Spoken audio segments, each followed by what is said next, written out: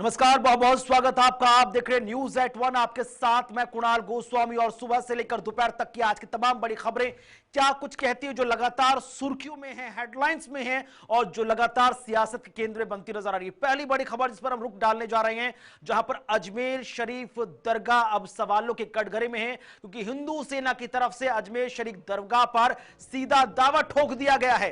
तो अजमेर दरगाह में शिव मंदिर होने का दावा ठोका है हिंदू सेना की तरफ से। कोर्ट ने भी मंदिर के दावे वाली याचिका को मंजूर कर लिया है। तो याचिका मंजूर कर सभी पक्षकारों को नोटिस भेजा गया है। 20 दिसंबर को मामले की अगली सुनवाई होने जा रही है। तो दरगाह है या शिव मंदिर, लगातार सवालों की कटघरे में है, क्योंकि यूपी के चंदौसी के संभल में जो शाही मस्जिद वाला केस था वो अभी सुलझा भी नहीं, वो अभी ठंडा भी नहीं पड़ा। लगातार हालात वहां पर तनावपूर्ण हैं कि इस बीच राजस्थान के अजमेर में जो दरगाह शरीफ है वो सवालों के कटघरे में आ गई है, क्योंकि हिंदू सेना के जो नेता हैं उनकी तरफ से पिटीशन दायर की गई है और कहा गया है कि राजस्थान के अजमेर में जो प्रसिद्ध दरगाह है ख्वाजा मोइनुद्दीन चिश्ती की दरगाह, दरअसल वो हिंदू शिव मंदिर है। अब हिंदू सेना की तरफ से तमाम बातें रखी गई, तस्वीरें आपके सामने, जहां पर रोज हजारों की तादाद में जो तमाम हकीकतमंद हैं वो पहुंचते हैं। हजारों की तादाद में वहां पर लोग आशीर्वाद लेने पहुंचते हैं दरगाह शरीफ में, अपनी मन्नतों को मांगने पहुंचते हैं और मन्नतें जब पूरी हो जाती हैं तो फिर शुक्रिया अदा करने पहुंचते हैं। लेकिन अब हिंदू सेना की तरफ से जो याचिका सबमिट की गई है, हिंदू सेना के नेता विष्णु गुप्ता ने पूजा स्थल होने की याचिका कोर्ट में दायर की। वहीं अजमेर पश्चिम सिविल जज सीनियर डिवीजन मनमोहन चंदेल ने कोर्ट में सुनवाई की और याचिका को स्वीकार कर लिया है।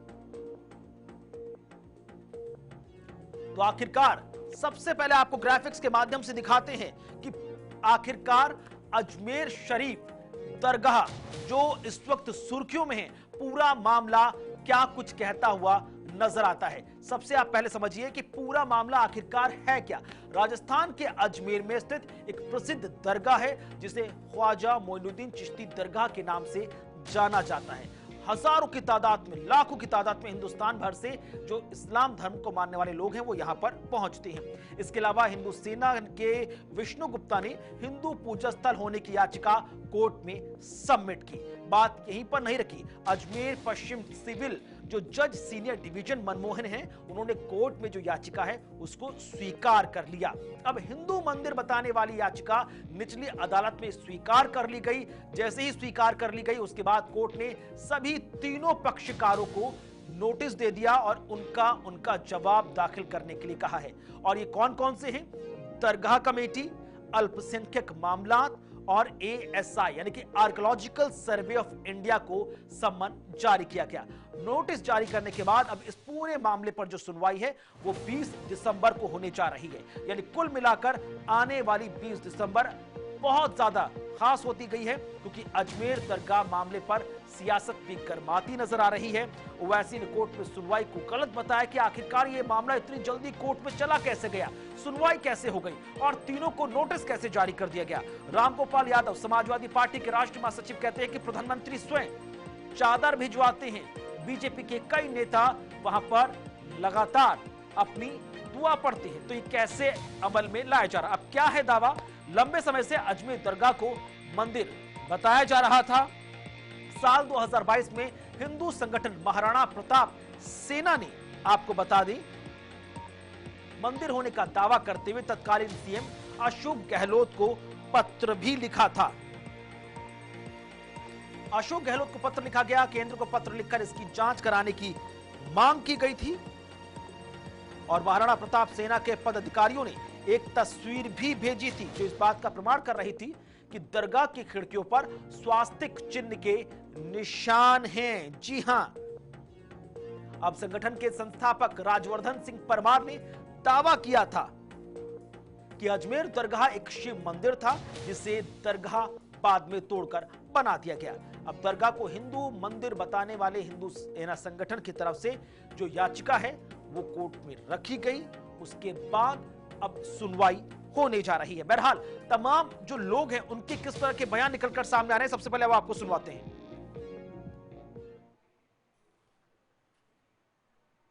ये जो नई परिपाटी डाली जा रही है कि हर दरगाह और हर मस्जिद में मंदिर होने का दावा किया जा रहा है। अभी रिसेंटली हमने संभल में देखा, बहुत दुर्भाग्यपूर्ण घटना थी, 4-5 बच्चे वहाँ शहीद भी हुए। जिसकी निंदा की जाए उसकी कड़े शब्दों में कम है। हिंदुस्तान की अजमेर शरीफ की जो दरगाह है वो तमाम मज़हब के मानने वालों की अकीदत का एक मरकज़ है। यहाँ से हमेशा मोहब्बत अमन का पैगाम गया है और इस दरगाह से आज के दौर में पूरे हिंदुस्तानी ने पूरी दुनिया के हिंदू मुसलमान तमाम मज़हब के लोगों के आस्था जुड़ी हुई है। ये दरगाह आज की नहीं है। गरीब नवाज रहमतुल्लाह अलैह 1195 में हिंदुस्तान आए और 1236 में आपका तकरीबन 20 साल हुआ।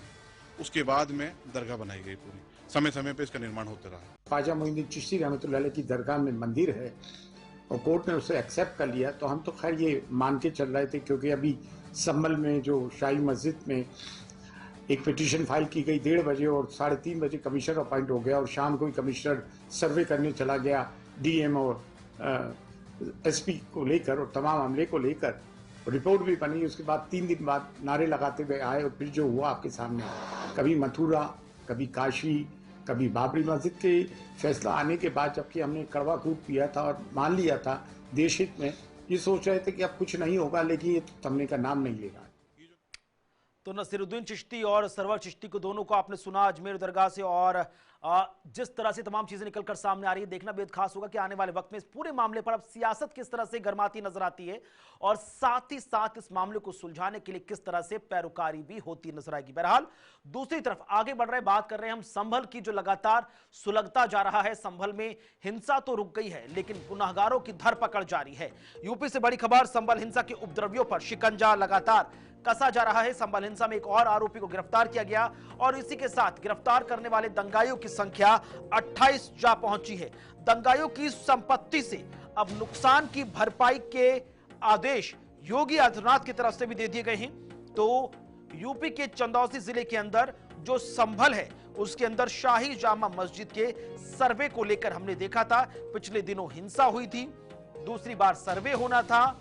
विष्णु शंकर जैन के नेतृत्व में जो हिंदू पक्षकार हैं, आर्कियोलॉजिकल सर्वे ऑफ इंडिया की टीम, साथ ही साथ जो एडवोकेट कमिश्नर हैं, उन सब के नेतृत्व में वहां पर सर्वे भी हुआ। लेकिन सर्वे के बाद जब तमाम जो सर्वे की टीम बाहर निकल रही थी, उसी दौरान जमकर पत्थरबाजी हुई, पुलिस अधिकारियों पर ताबड़तोड़ पत्थर बरसाए गए, कई पुलिसकर्मी घायल हुए।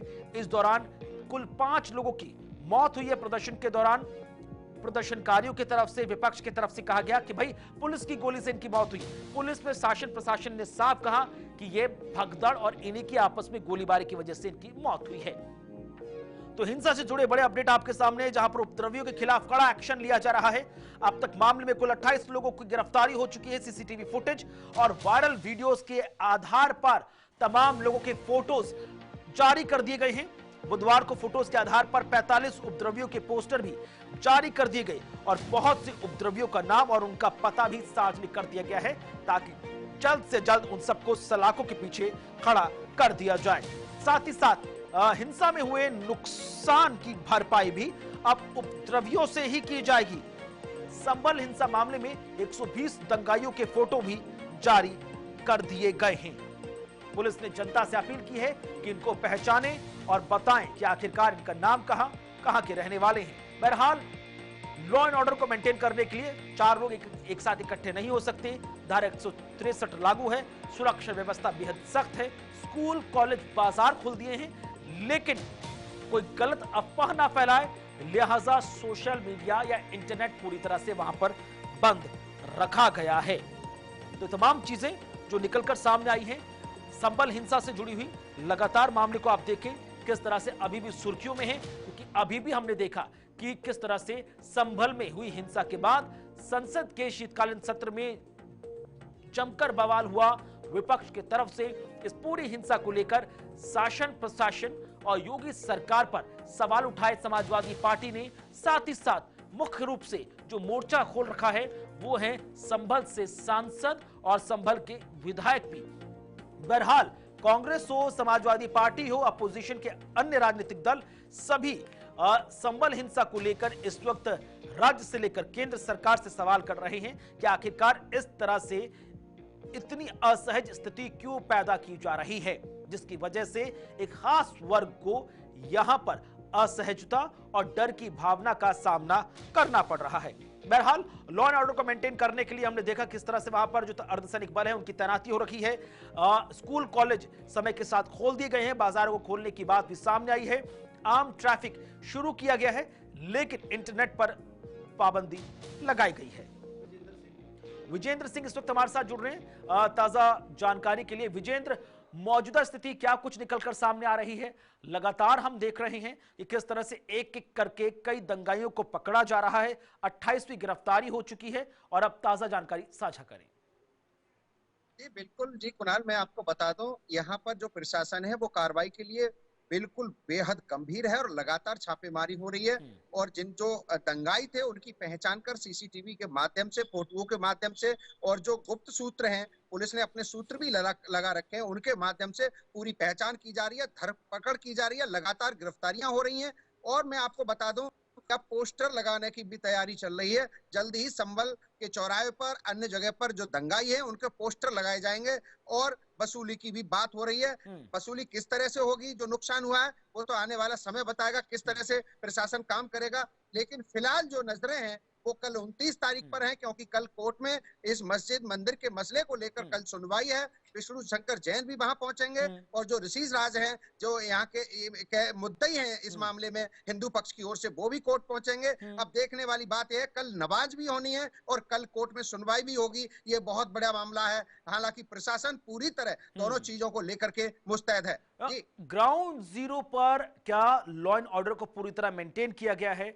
लगातार एक्सक्लूसिव आपकी ग्राउंड रिपोर्ट तमाम दर्शकों तक हम पहुंचा रहे हैं, जिसमें आपने तमाम लोगों से बात की। क्या सब कुछ वहां पर नॉर्मल सा नजर आ रहा है? और कल जब आपने कहा ना कि सुनवाई होगी, हिंदू पक्षकार, मुस्लिम पक्षकार सब अपना अपना पक्ष रखते हुए रखेंगे, तो उसके लिए तमाम व्यवस्थाएं क्या कुछ कहती, ताकि जो कुछ पिछले दिनों हुआ सर्वे के दौरान अब कल ना हो? जी बिल्कुल, मैं आपको बता दूं, पूरी तरह से अजेंद्र कुमार जो कमिश्नर हैं उन्होंने और डीआईजी मुनिराज ने, दोनों ने कहा है कि पूरी तरह से शांति व्यवस्था है और जो लोग भयभीत होकर यहां से भाग गए, जिनका इसमें कोई दोष नहीं है, उनको बुलाया जा रहा है, उनको आश्वस्त किया जा रहा है कि आपके खिलाफ कार्रवाई नहीं होगी, आप आइए, घरों में रहिए, कोई दिक्कत नहीं है। हालांकि मैं आपको बता दूं, जो बाजार है मस्जिद से 100 मीटर का जो बाहर का दायरा है, वहां सब बाजार खुले हैं, बाजार में लोग आ जा रहे हैं, स्कूल खुले हैं। हालांकि स्कूलों में बच्चे कम आ रहे हैं, लेकिन स्कूल खोल दिए गए हैं। नेट जो है जरूर बंद है, लेकिन कानून व्यवस्था पूरी तरह से एकदम शांति है, शांति का माहौल है, किसी तरह की कोई दिक्कत अभी नहीं है। जी नहीं, लेकिन बड़ी बात है कि जो यूपी सरकार में कैबिनेट मंत्री नितिन अग्रवाल, उनकी तरफ से स्टेटमेंट दिया गया कि जिसने सरकारी और निजी संपत्ति को नुकसान पहुंचाया है, अब भुगताई का वक्त आ गया है। आपको लग रहा है, क्योंकि अब जब वसूली की जाएगी तो असहजता की भावना तो पैदा होगी। इससे पहले हमने कानपुर में भी देखा था आपने देखा था पिछले कुछ सालों में कानपुर में जिस तरह से हिंसा हुई थी, उसके बाद जब वसूली का नंबर आया और बुलडोजर चला तो और ज्यादा स्थिति असहज हो गई थी। उसके बाद और लॉ एंड ऑर्डर को मेंटेन करने के लिए मशक्कत करनी पड़ी। लिहाजा संभल में वैसी तस्वीर निकलकर सामने ना आए तो क्या कुछ तैयारी है? जी बिल्कुल, मैं आपको बता दूं, इसके लिए प्रशासन पूरी तरह से मुस्तैद है, क्योंकि वसूली तो होगी ही। जब ये जो सूबे के मुखिया हैं योगी आदित्यनाथ, वो कह चुके हैं कि जो दंगाई हैं, जिन्होंने नुकसान हुआ है, उसमें वसूली होनी है और जो नुकसान हुआ है उनसे ही भरपाई होगी। लेकिन भरपाई होगी तो जरूर प्रशासन को बहुत बड़ी मुश्किल का सामना करना पड़ेगा। उसके लिए प्रशासन को पूरी एड़ी चोटी का जोर जरूर लगाना पड़ेगा, क्योंकि विरोध भी होगा और राजनीति भी बहुत ज्यादा होगी। हालांकि मैं आपको बता दूं, प्रशासन अब संभल की व्यवस्था को लेकर पूरी तरह से मुस्तैद है और तैयार है, और जो सामना होगा वो प्रशासन पूरी बहादुरी के साथ करने वाला है। जी। और दूसरी तरफ जो संभल से सांसद हैं जफर कमान बर्क, उनकी तरफ से कहा गया कि भैया जो लोग प्रोटेस्ट कर रहे थे आप उनको दंगाइए मत कहिए। उन्होंने, क्योंकि सवाल उठा कि आप स्टोन पेल्टिंग पत्थरबाजी करने के लिए आए, आपने मुंह पर नकाब बांधा हुआ था, तो उसके जवाब में वो कहते नजर आ रहे हैं कि पुलिस की तरफ से आंसू गैस के गोले छोड़े गए और धुआं क्रिएट किया गया, तो उससे बचने के लिए उन्होंने रुमाल बांधा। अब इन तर्क को लेकर क्या कुछ राजनीति हो रही है? जी मैं आपको बता दूं, राजनीति बिल्कुल बेशक हो रही है और राजनीति जो है बढ़ती जा रही है। इस मुद्दे को लेकर जो राजनीति वाले नेता हैं वो अपना अपना पक्ष जरूर रख रहे हैं, लेकिन धरातल पर जो चीजें हैं, धरातल पर जो वीडियो हैं, वो कहीं ना कहीं प्रशासन का पूरी तरह से साथ दे रहे हैं, क्योंकि उसमें सच्चाई ये दिख रही है, जैसे आरोप लगाए जा रहे हैं, प्रशासन एक के बाद एक वीडियो जारी कर रहा है आरोपों के बाद, लेकिन जो विपक्ष है वो कोई ऐसा वीडियो सबूत नहीं दे पा रहा कि ये कहे कि हाँ ये निर्दोष थे और इनका कोई दोष नहीं है। अगर उनके पास है तो उनको वीडियो देना चाहिए। हालांकि प्रशासन लगातार जो लोग थे जो पत्थरबाजी कर रहे थे, चाहे महिला हो चाहे पुरुष हो, एक एक कर चंबल प्रशासन लगातार वीडियो जारी कर रहा है और इसमें कार्रवाई होनी भी निश्चित है। चलिए बहुत बहुत शुक्रिया विजेंद्र, लगातार ग्राउंड जीरो से हमारे साथ जुड़ने के लिए, ताजा अपडेट साझा करने के लिए। अब आगे बढ़ेंगे, बात करेंगे हेमंत सोरेन की। मुख्यमंत्री बनने जा रहे हैं लेकिन अकेले शपथ लेते हुए नजर आएंगे। क्या कारण है कि हेमंत सोरेन अकेले से पड़ गए हैं? क्या कारण है कि गठबंधन सरकार जब प्रचंड बहुमत से नंबर ले आई है तो अकेला इनको मुख्यमंत्री के तौर पर शपथ लेनी पड़ रही है? तो हेमंत सोरेन चौथी बार झारखंड के मुख्यमंत्री होंगे, 14वें सीएम के रूप में शपथ लेते हुए नजर आएंगे हेमंत सोरेन। बड़ी खबर कि अकेले ही आज शपथ लेंगे। तो झारखंड में बाद में मंत्रिमंडल का विस्तार होगा। 10 पार्टियों के 18 से अधिक नेता इसमें शामिल होते हुए नजर आएंगे। सीएम पद शपथ लेने के बाद हेमंत सोरेन ने बोला कि झारखंड की धरा ने हमेशा से विरोध और संघर्ष को जन्म दिया है।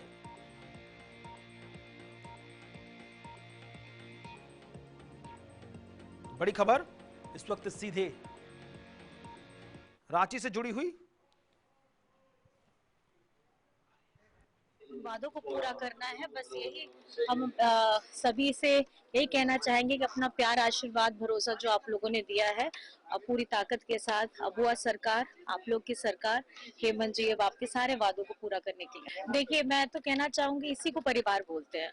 घर में परिवार के अन्य भी सदस्य हैं जिन्होंने बच्चों का ध्यान रखा और कहीं ना कहीं मैं समझती हूँ यही परिवार, उसी तरीके के परिभाषा आप समझ सकते हैं कि हम लोग भी झारखंड के परिवार के ही सदस्य हैं और कहीं ना कहीं उन्होंने एक भरोसा जताया, हम पे विश्वास जताया और आज उन्हीं लोगों का प्यार और आशीर्वाद और दुआ लेकर के आज हम लोग उनकी सरकार बनाने जा रहे हैं। बहुत धन्यवाद। तो कल्पना सोरेन को आपने सुना। अब ये दिग्गज तमाम लोग हैं जो आज कार्यक्रम में शामिल होंगे। इसमें कांग्रेस अध्यक्ष मल्लिकार्जुन खड़गे का नाम निकलकर सामने आया, कांग्रेस सांसद राहुल गांधी का नाम निकलकर सामने आया, एनसीपी शरद गुट से अध्यक्ष शरद पवार कार्यक्रम में शामिल होंगे, टीएमसी अध्यक्ष और पश्चिम बंगाल की मुख्यमंत्री ममता बनर्जी कार्यक्रम में पहुंचेंगी, मेघालय के मुख्यमंत्री कोरांड कोंगल संगमा भी पहुंचेंगे, पंजाब के मुख्यमंत्री भगवंत मान नजर आएंगे, आम आदमी पार्टी से संयोजक अरविंद केजरीवाल नजर आएंगे। जबकि लेफ्ट से बात की जाए तो भाकपा माले के नेता दीपांकर भट्टाचार्य भी कार्यक्रम में शामिल होंगे। कार्यक्रम में सपा प्रमुख अखिलेश यादव भी नजर आएंगे, शिवसेना उद्धव गुट के अध्यक्ष उद्धव ठाकरे पहुंचेंगे, जम्मू कश्मीर से पूर्व मुख्यमंत्री पीडीपी नेता महबूबा मुफ्ती भी कार्यक्रम में पहुंचेंगी। साथ ही साथ तमिलनाडु के सीएम जो उदय स्टालिन है वो भी नजर आएंगे, कर्नाटक के deputy CM DK Shivakumar भी नजर आएंगे। स्वास्थ्य कारणों से कर्नाटक के सीएम सिद्धरामैया नहीं पहुंच पाएंगे। बिहार के पूर्व डेप्यूटी सीएम और आरजेडी नेता तेजस्वी यादव भी कार्यक्रम में पहुंचेंगे। पूर्णिया से निर्दलीय सांसद पप्पू यादव नजर आएंगे और आम आदमी पार्टी से राज्यसभा सांसद संजय सिंह भी कार्यक्रम में पहुंचेंगे। ये तमाम लोग हैं जो आज कार्यक्रम में शामिल होंगे। बहरहाल कहा जा रहा था कि हेमंत सोरेन के साथ साथ उनकी पार्टी के 6 से 8 लोग, कांग्रेस के 4 लोग, आरजेडी से 1 लोग और सीपीआई माले से 1 लोग भी शपथ ले सकता था। लेकिन ऐसा क्या हुआ जिसकी वजह से सिर्फ हेमंत सोरेन को शपथ लेनी पड़ रही है? क्या कारण रहा कि अकेले से नजर आ रहे हैं शपथ ग्रहण समारोह में हेमंत सोरेन? आगे बढ़ रहे हैं, बात कर रहे हैं महाराष्ट्र की। महाराष्ट्र की सियासत पर महासस्पेंस बरकरार है। एकनाथ शिंदे ने क्लियर कट करते हुए ग्रीन सिग्नल दे दिया कि बीजेपी अपना मुख्यमंत्री चुने। लेकिन क्या देवेंद्र फडणवीस ही मुख्यमंत्री बनेंगे या किसी और मराठा चेहरे को मौका दिया जा सकता है? क्या बीजेपी अपने पहले के फॉर्मूले पर आगे बढ़ते हुए राजस्थान, मध्य प्रदेश, छत्तीसगढ़ जैसा फॉर्मूला महाराष्ट्र में अपनाते हुए किसी नए चेहरे को मुख्यमंत्री की कुर्सी पर बैठाएगी जो मराठा समुदाय से आ रहा हो? देवेंद्र फडणवीस मराठा समुदाय से नहीं आते हैं, ब्राह्मण चेहरा है, नो डाउट एक कुशल प्रबंधक है, लेकिन जो मराठा लोगों से जुड़ा वो कमजोर ना पड़ जाए, इसलिए महाराष्ट्र में नए सीएम को लेकर सस्पेंस बरकरार है। बहरहाल बड़ी खबर यह है कि जो तीनों महायुति के घटक दल हैं, बीजेपी के नेता महाराष्ट्र में देवेंद्र फडणवीस, एनसीपी के नेता अजित पवार और शिवसेना के नेता एकनाथ शिंदे, आज इन सब की मुलाकात दिल्ली में गृह मंत्री अमित शाह से होने जा रही है। और उसके बाद देखना बेहद खास है, एक सीएम दो डेप्यूटी सीएम के फॉर्मूले पर किस तरह से केमिस्ट्री को आगे बढ़ाया जाएगा। तो शिंदे की बड़ी बातें जो उन्होंने कल प्रेस कॉन्फ्रेंस के दौरान की, क्योंकि इससे पहले लगातार बात चल रही थी कि मोल भाव चल रहा है, शिंदे कुर्सी छोड़ने को तैयार नहीं और छोड़ रहे हैं तो बड़ी भारी कीमत मांग रहे हैं। इसके बाद शिंदे ने प्रेस कॉन्फ्रेंस की, उन्होंने कहा मैं आम आदमी हूं, कभी खुद को सीएम नहीं समझा। उन्होंने कहा कि मैं आपका लाडला भाई, ये लोकप्रियता ज्यादा अच्छी है, सीएम की कुर्सी से मुझे कोई मोह नहीं। राज्य को आगे बढ़ाने के लिए केंद्र का साथ बहुत जरूरी है, हम अड़चन नहीं। पूरी शिवसेना को मोदी जी का फैसला स्वीकार है। मोदी और शाह 2.5 साल चट्टान के साथ की तरह मेरे साथ खड़े रहे। ताबिश कमाल इस वक्त हमारे साथ जुड़ रहे हैं। रुक करते ताबिश, क्योंकि दिल्ली पर आज सबकी निगाहें हैं। महाराष्ट्र से 3 बड़े नेता आज दिल्ली पहुंच रहे हैं। महाराष्ट्र का मुख्यमंत्री कौन होगा, इस पर महा सस्पेंस बना हुआ है।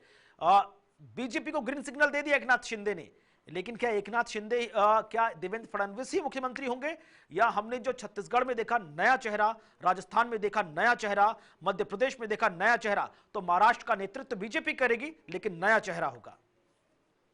देखिए कुणाल, बीजेपी हमेशा अपने फैसलों से, और बीजेपी की जो सीनियर लीडरशिप है वो हमेशा अपने फैसलों से चौंकाती रही है।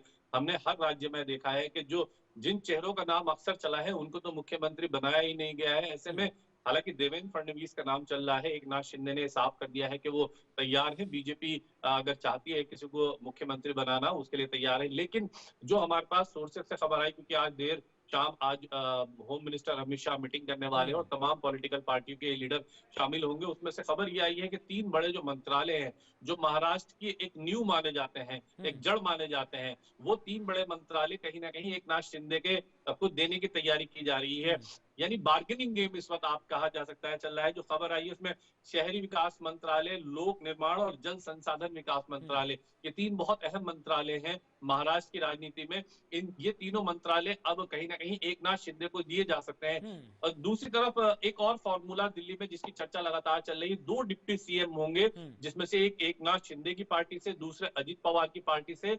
ये 2 डिप्टी सीएम होंगे। साथ ही इस बार मंत्रालय का जो फॉर्मूला है वो भी हमको चेंज नजर आ रहा है। दिल्ली के सूत्रों के हवाले से अगर बात की जाए तो 25 मंत्रालय बीजेपी इस बार अपने पास रखेगी, 10 मंत्रालय एकनाथ शिंदे को दिया जाएगी, 10 कैबिनेट मिनिस्टर उनके बनाए जाएंगे, 25 होंगे बीजेपी के और 3 जो होंगे, 7 जो होंगे वो अजीत पवार के होंगे। इस बार अजीत पवार के जो मंत्री है उनकी थोड़ी संख्या कम की गई है, 9 थे पिछली बार, इस बार 7 किए गए।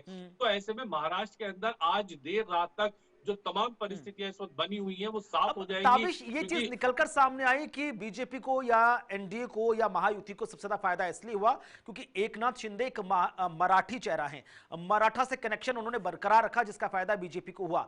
देवेंद्र फडणवीस ब्राह्मण चेहरा है, मराठा समुदाय से पकड़ कमजोर ना हो जाए, लिहाजा बीजेपी के जो महाराष्ट्र प्रभारी है विनोद तावड़े, उन्होंने फॉर्मूला दिया है कि सीएम बीजेपी का हो, लेकिन इस बात का खास ख्याल रखा जाए कि मराठा पर जो पकड़ है, मराठाओं पर जो पकड़ है मराठी सियासत में, वो कमजोर ना पड़ जाए। लिहाजा सभी एंगल को आप देख लें।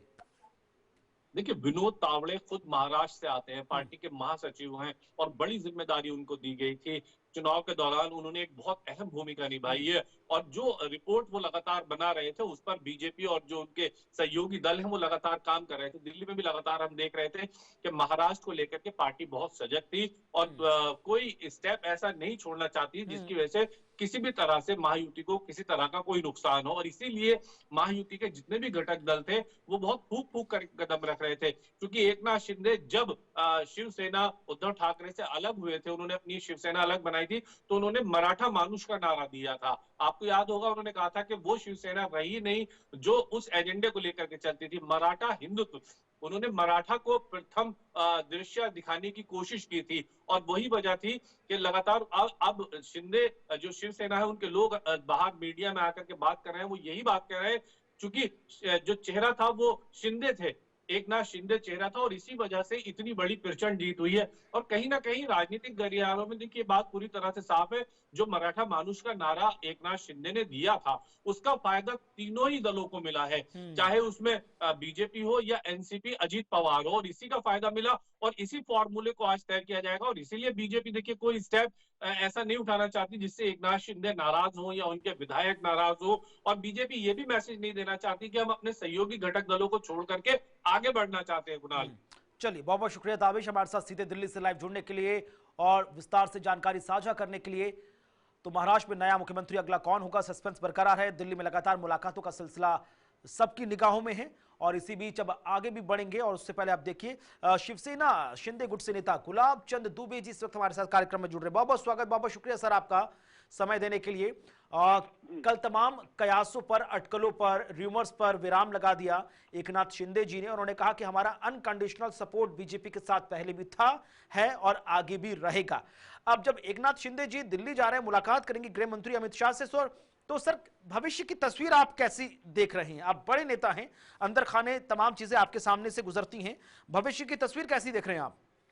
जी जी कुणाल जी, भविष्य तो उसी दिन तय हो गया था 30 जून 22 को 2022 को ही भविष्य तय हो गया था जी कि देश में हिंदू राष्ट्र के पद पर शिवसेना इसी पद पे चलना चाहती थी कि एक कोई व्यक्ति, एक महान पुरुष जो नरेंद्र मोदी जी के रूप में मिला आदरणीय एकनाथ शिंदे साहब को, या यूं कर लीजिए कि खोती हुई विरासत को बचा, हिंदू हृदय सम्राट माननीय बाला साहब ठाकरे जी के खोती हुई विरासत को बचाने का काम एक मर्द मराठा जिसका नाम है आदरणीय एकनाथ शिंदे साहब, हाथ और साथ आदरणीय नरेंद्र मोदी जी का पाने के बाद, अमित शाह जी का पाने के बाद, या यूं कर लीजिए भारतीय जनता पार्टी का पाने के बाद एक बार सुजलाम सुफलाम हो गया।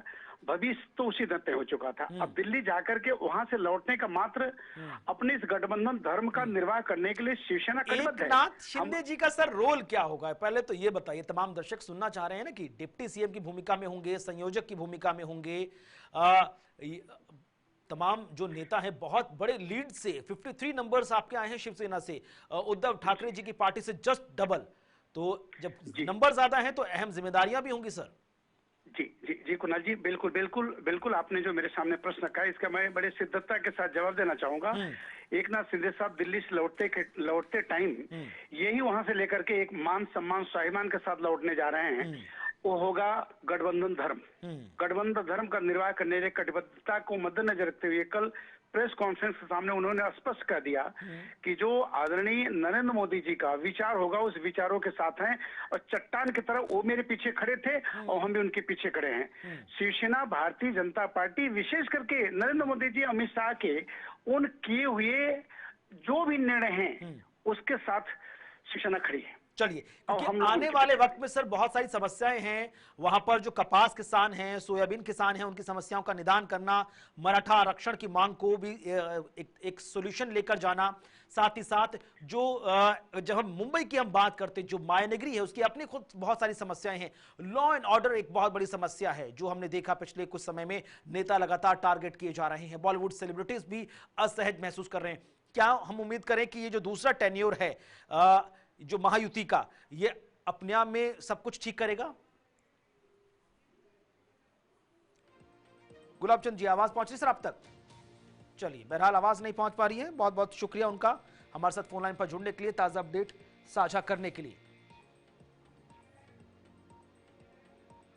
चलिए अब आगे बढ़ रहे हैं, रुक कर रहे हैं एक और नए रोल की। प्रियंका गांधी, कांग्रेस नेता, कांग्रेस महासचिव, आज से माननीय लोकसभा सांसद के तौर पर जानी जाएगी। प्रियंका गांधी का एक नया रोल निकलकर सामने आया और आज तमाम जो कैमरों के लेंसेज हैं वो अपने आप उस जगह दौड़ गए जब प्रियंका गांधी गोल्डन बेज साड़ी में केरल का प्रतिनिधित्व करती हुई संसद पहुंची और उनका सपोर्ट करने के लिए उनके दोनों बच्चे, भाई राहुल गांधी और मां सोनिया गांधी भी थी। स्वागत सत्कार के लिए ढोल नगाड़े बज रहे थे। कांग्रेस के नेता दिग्गज गदगद नजर आ रहे थे क्योंकि अब कांग्रेस को लग रहा है कि उनको अब डबल ताकत मिल गई है।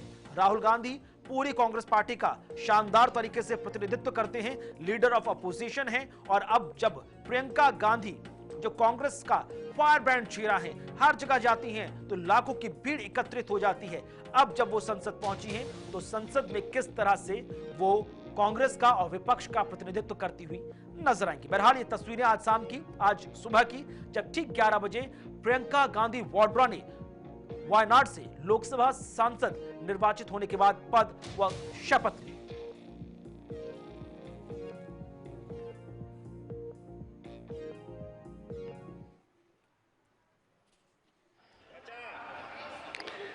मैं प्रियंका गांधी वाड्रा, जो लोकसभा की सदस्य निर्वाचित हुई हूँ, सत्यनिष्ठा से प्रतिज्ञान करती हूँ कि मैं विधि द्वारा स्थापित भारत के संविधान के प्रति सच्ची श्रद्धा और निष्ठा रखूंगी। मैं भारत की प्रभुता और अखंडता अक्षुण्ण रखूंगी तथा जिस पद को मैं ग्रहण करने वाली हूँ उसके कर्तव्यों का श्रद्धापूर्वक निर्वहन करूंगी।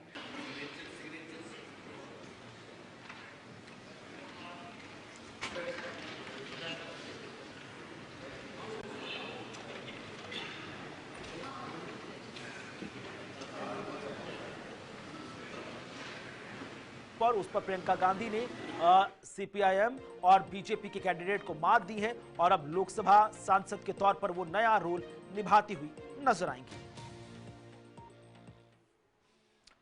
चलिए अब आगे बढ़ रहे, रुक कर रहे अगली बड़ी महत्वपूर्ण खबर की तरफ। अगली बड़ी महत्वपूर्ण खबर सीधे पड़ोसी मुल्क पाकिस्तान से निकलकर सामने आई, जहां पर शरीफ जी बोले कश्मीर तो उनको सीधे बेलारूस ने लताड़ लगा दी। क्या है पूरा मामला, बताते हैं आपको विस्तार से। जहां पर पाकिस्तान अपना कश्मीर राग अलापना बंद नहीं कर रहा, लेकिन बेलारूस के राष्ट्रपति वहां पहुंचे थे द्विपक्षीय वार्ता करने के लिए, और शाहबाज शरीफ चाहते थे कि वो कश्मीर पर कुछ बोले, लेकिन बेलारूस की जो राष्ट्रपति, उन्होंने कहा कि भैया कश्मीर मुद्दा छोड़िए, जिस बात के लिए हम आए हैं उस पर चर्चा कीजिए। यानी कुल मिलाकर बेलारूस ने भी पाकिस्तान को कश्मीर के मुद्दे पर आईना दिखा दिया। बड़ी खबर बेलारूस में, तो बेलारूस के राष्ट्रपति ने शाहबाज शरीफ को लताड़ा है। अलेक्जेंडर लुकाशेंको ने कहा कि कश्मीर राग छोड़ो और काम की बात करो। तो अलेक्जेंडर लुकाशेंको ने कश्मीर मुद्दे पर शरीफ को साफ जवाब दिया। 3 दिवसीय दौरे पर पाकिस्तान पहुंचे हैं बेलारूस के राष्ट्रपति अलेक्जेंडर लुकाशेंको। द्विपक्षीय वार्ता थी, और जबकि बड़ी बात है, शाहबाज शरीफ उनको एड्रेस करने के लिए, रिसेप्ट करने के लिए खुद एयरपोर्ट पहुंचे थे और बहुत ज्यादा भाईचारा दिखाया जा रहा था। और शाहबाज शरीफ चाह रहे थे कि कश्मीर के मुद्दे पर थोड़ा सा सॉफ्ट गेन पॉलिटिक्स हो जाए, लेकिन ऐसा नहीं हो पाया। तो बड़ी खबर, जहां पर पाकिस्तान को कश्मीर के मुद्दे पर हर जगह से लताड़ लगानी पड़ी है, और एक आमने सामने की वार्ता हो रही थी कि इसी दौरान अलेक्जेंडर लुकाशेंको ने शाहबाज शरीफ से बोला कश्मीर छोड़िए, मुद्दे की बात कीजिए। क्या पूरा मामला है? दरअसल अलेक्जेंडर लुकाशेंको जो बेलारूस के राष्ट्रपति हैं और पाक पीएम शाहबाज शरीफ के बीच मुलाकात हुई, तमाम कैमरे उनको कैप्चर कर रहे थे। इसी दौरान अलेक्जेंडर का राजनीतिक मुद्दों पर चर्चा करने से उन्होंने साफ इनकार कर दिया। उन्होंने कहा व्यापारिक संबंधों के हिसाब से हम यहाँ पहुंचे हैं। पाक पीएम शाहबाज शरीफ ने कश्मीर का मुद्दा उठाया था और चाह रहे थे कि अलेक्जेंडर लुकाशेंको कश्मीर पर अपना विचार रखें, लेकिन लुकाशेंको ने कश्मीर मुद्दे पर बात करने से इनकार कर दिया। अलेक्जेंडर जो बेलारूस के राष्ट्रपति, उन्होंने कहा कि कश्मीर राग छोड़ दो और काम की बात करो।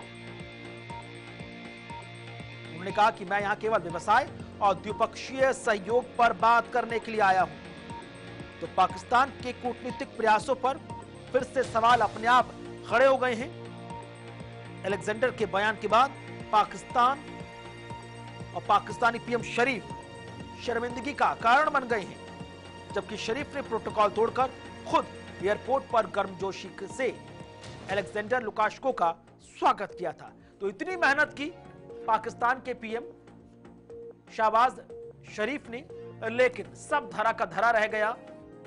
तमाम ममालिक जो देश हैं मान बैठे हैं कि भैया कश्मीर भारत का अभिन्न अंग था, है और रहेगा। जबकि इससे पहले आप याद कीजिए, कुछ महीने पहले की बात है, पाकिस्तान में जो मौजूदा सरकार है उसमें विदेश मंत्री की तरफ से पूछा गया था कि पाकिस्तान गवर्नमेंट को लेकर कश्मीर में बहुत ज्यादा नारेबाजी हो रही है। तब उन्होंने कहा था कि छोड़ दीजिए कश्मीर को, वो विदेशी इलाका है।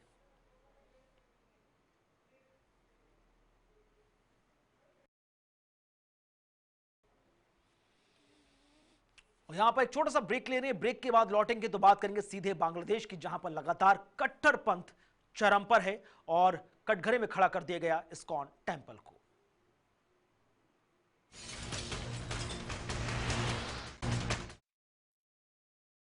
रहा है चिन्मय कृष्णदास की गिरफ्तारी को अधीर ने चिंताजनक बताया, जबकि बांग्लादेश के चटगांव के कई मंदिरों में जमकर तोड़फोड़ की कोशिश भी की गई। इधर कट्टरपंथियों के चुंगल में लगातार बांग्लादेश की जो अंतरिम सरकार है वो लगातार चिन्मय कृष्णदास के खिलाफ काम कर रही थी, जबकि वहां पर जो मौजूदा सरकार है, अंतरिम सरकार, वो कह रही है कि भैया इस्कॉन जो है वो कट्टरपंथ का केंद्र बन चुका है। इस्कॉन टेंपल में काम करने वाले पुजारी दरअसल कट्टरपंथ को बढ़ावा दे रहे हैं। चिन्मय कृष्णदास जो महज पुजारी हैं, सनातन की रक्षा करते हैं, वो अब किस तरह से बांग्लादेशियों की आंख में खटक रही हैं। बांग्लादेश में जब तक शेख हसीना सरकार थी तब तक हिंदू जो अल्पसंख्यक समाज था उनके हित को सुरक्षित किया जा रहा था, लेकिन अब जब से सरकार बदली है और अंतरिम सरकार है, शेख हसीना को जाना पड़ा, उसके बाद देखिए किस तरह से वहां पर अल्पसंख्यक समुदाय के साथ इस तरह का निर्मम व्यवहार किया जा रहा है। जबकि केंद्रीय मंत्री गिरिराज सिंह ने कहा कि संयुक्त राष्ट्र को हस्तक्षेप करना चाहिए इस पूरे मामले को लेकर, और खबर यह भी निकलकर सामने आई कि प्रधानमंत्री नरेंद्र मोदी ने विदेश मंत्री एस जयशंकर से संसद भवन के अंदर अलग से बातचीत की है बांग्लादेश के मुद्दे पर। विदेश मामलों के जानकार करोड़ी सिंह जी हमारे साथ जुड़ रहे हैं। शुक्रिया, स्वागत सर। छोटा सा जवाब आपसे, किस तरह से देख रहे हैं बांग्लादेश पर जिस तरह से इस्कॉन टेंपल को सवालों के कटघरे में खड़ा कर दिया गया, और बांग्लादेशी सरकार जो अंतरिम सरकार है वो कह रही है कि इस्कॉन टेंपल कट्टरवाद का केंद्र है। देखिए, ऐसा बांग्लादेश में जब से जुलाई से सत्ता परिवर्तन हुआ है उसके बाद प्रारंभ में ये राजनीतिक हिंसा थी, तो विशेष रूप से आवामी लीग के कार्यकर्ता और नेता थे, उनके अगेंस्ट में हिंसा थी। लेकिन धीरे धीरे ये कम्युनल रूप ले रही है और उसमें जो अल्पसंख्यक समुदाय के लोग हैं, हिंदू, क्रिश्चियन और बुद्धिस्ट, उनको भी टारगेट बना रहे हैं। अभी जो आपने इंसिडेंट बताया चिन्मय प्रभु का, और उस चिन्मय प्रभु को अरेस्ट करना और एक वहाँ के सैफुल इस्लाम वकील का मर जाना, ये एक चिंता का विषय बनता जा रहा है, दोनों ही बांग्लादेश की सरकार के लिए भी और भारत के लिए भी। और इसी संदर्भ में भारत के विदेश मंत्री ने प्रधानमंत्री को ब्रीफ किया है कि बांग्लादेश की स्थिति किस तरह की है और वहाँ किस तरह से अल्पसंख्यक समुदाय को टारगेट बनाया जा रहा है। मुझे लगता है कि भारत सरकार अपना सरोकार ये एक्सप्रेस करेगी बांग्लादेश सरकार के सामने, और हो सकता है कि बांग्लादेश के हाई कमिश्नर को विदेश मंत्रालय में बुला के ये बात कही जाए कि इस तरह की हिंसक गतिविधियां हैं वो दोनों देशों के रिश्तों में खटास लाती हैं, अच्छी गतिविधियां नहीं हैं। तो निश्चित रूप से भारत का इसके प्रति सरोकार है अल्पसंख्यकों के निरंतर रूप से टारगेट करने के लिए। तो बांग्लादेश सरकार से एक तरह का अश्योरेंस भारत सरकार चाहेगी कि जो अल्पसंख्यक समुदाय है उस पे अत्याचार न हो, उसके अगेंस्ट में हिंसा न हो, इसके लिए बांग्लादेश सरकार सख्त कदम उठाए, इसका प्रयास भारत सरकार करेगी। और मुझे लगता है बांग्लादेश की सरकार इसमें कोई सकारात्मक रूप अपनाएगी, और स्वयं बांग्लादेश में भी अगर हिंसा बढ़ती है तो वहाँ की जो अंतरिम सरकार है उसके लिए भी और अधिक खतरा हो सकता है। तो बांग्लादेश की सरकार भी ये प्रयास करेगी कि इस हिंसा को रोका जाए किसी न किसी रूप में, क्योंकि अगर हिंसा ये ज्यादा बढ़ती है तो ऑलरेडी बांग्लादेश की जो कमजोर हालत है वो राजनीतिक स्थायित्व की तरफ जब बढ़ रहा है वो और अधिक खतरे में बांग्लादेश जाएगा। तो मुझे लगता है कि दोनों सरकार में सौहार्दपूर्ण वातावरण में बातचीत होगी और कोई न कोई कदम बांग्लादेश सरकार उठाएगी भारत के सरोकार को लेके। जी शुक्रिया करोड़ी जी हमारे साथ जुड़ने के लिए फोन लाइन पर और अपनी बात रखने के लिए। बहरहाल इसी के साथ हमारा बेहद खास बुलेटिन न्यूज एट 1 में आज बस इतना ही वक्त। छोटे से ब्रेक के बाद भी खबरों का सिलसिला आगे जारी है।